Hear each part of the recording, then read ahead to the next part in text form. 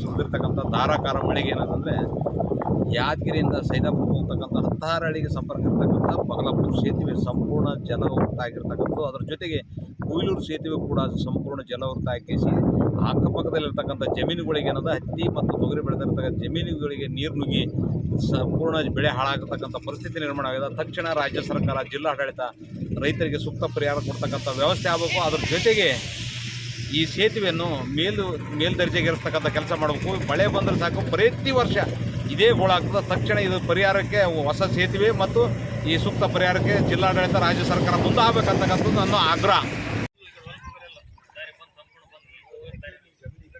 ಎಲ್ಲರೂ ಈ ಕಡೆ